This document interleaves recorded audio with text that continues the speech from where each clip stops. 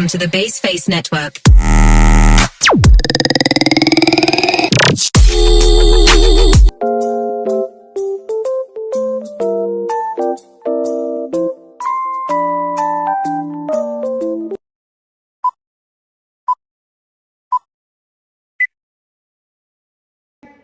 Assalamualaikum warahmatullahi wabarakatuh.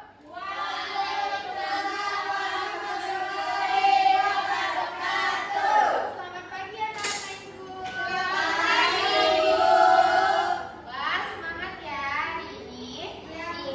Nah, pada kali ini kita akan bercerita ya, tapi menggunakan media gambar. Siapa yang tahu ini gambar apa? Saya, Bu. Ya. Itu gambar kepompong, Bu. Betul. Ini gambar apa? Saya, Bu. Semut merah, Bu. Betul.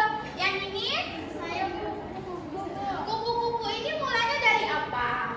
Kepompong. Betul, pintar ya anak-anak ibu. Yang terakhir ini gambar apa? Kupu-kupu. Dan Semut. Iya betul. Oke, kita mulai ya ceritanya. Judulnya itu adalah Kupu-kupu yang Baik Hati. Nah, pada suatu hari di suatu hutan, ketika semut telah lapar, dia pun mencari makanan.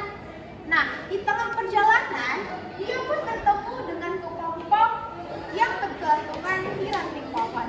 Sambil berkata, "Wah, malang sekali nasibmu, wahai kepompong, hanya bisa berdiam diri dan tergantung di ranting ini. Sudahlah jelek, hahaha." Setelah dia mengatakan itu, dia pun pergi dan meninggalkan kepompong tersebut. Nah, pada suatu hari, beberapa hari kemudian, semut pun pergi lagi mencari makanan ke tepi sungai karena sekalian ia ingin minum. Nah, di tepi sungai ini, ketika ia sedang minum, ia pun tergelincir dan terbawa hanyut oleh sungai. Karena semut tidak bisa berenang, ia pun meminta pertolongan. Tolong aku, siapapun yang ada di atas sana, tolong aku. Sambil berucap ketakutan karena dia telah dibawa oleh arus sungai.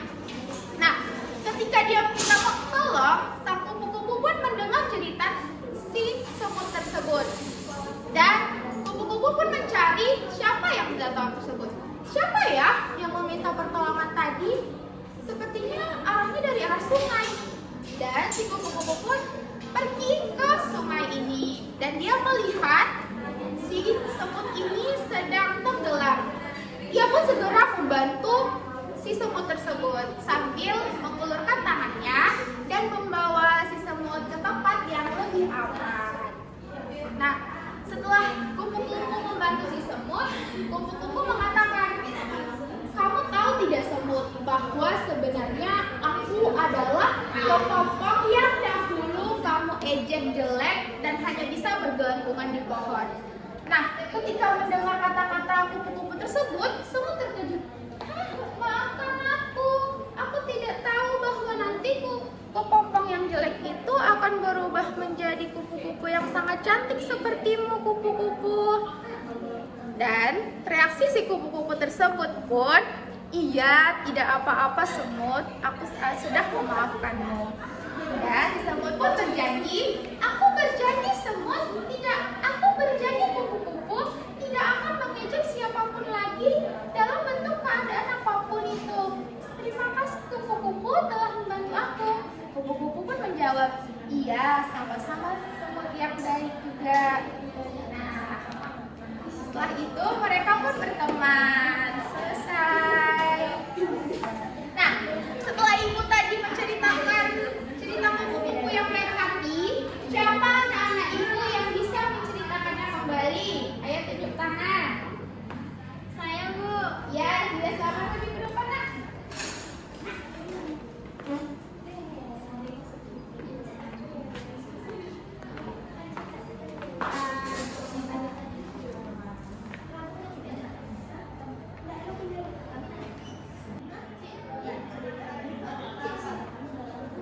Baiklah, di sini saya akan menceritakan ulang tentang kupu-kupu yang baik hati. Di suatu hari